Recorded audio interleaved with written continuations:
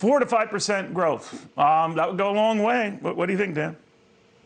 Well, we'll get that initially, Neil, because we're coming out of this pandemic and the economy is rebooting itself. But after that period of time, we're not going to sustain that type of growth. I think that we should call this what it is. It is a redistribution of wealth in this country. It's being disguised under these nice names as a rescue plan, jobs plan, family plan.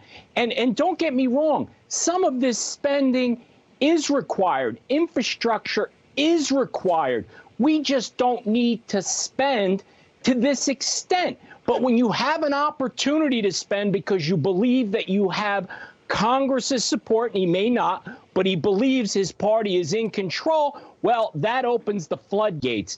And let's not forget, Neil, both parties have been guilty of spending wildly. Absolutely. So it's not just the Democrats.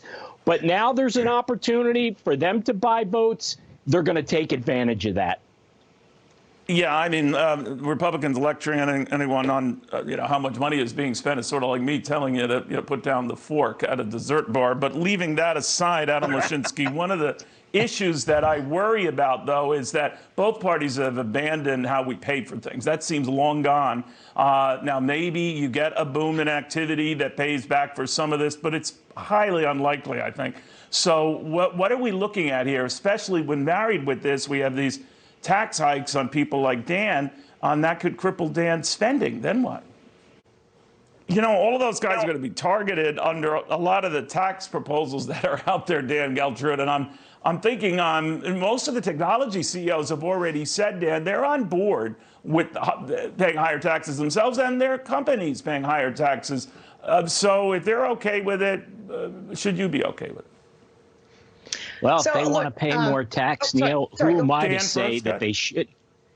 But if they want to pay more tax, Neil, I mean, I'm not going to argue with that. I certainly don't want to have to pay more tax, and I think a lot of other people don't want to do that. But I think on this topic with Elon Musk and Jeff Bezos competing against each other, it's so epic. It's a Battlestar Galactica. I think it's terrific for the country. I think it's terrific for the world.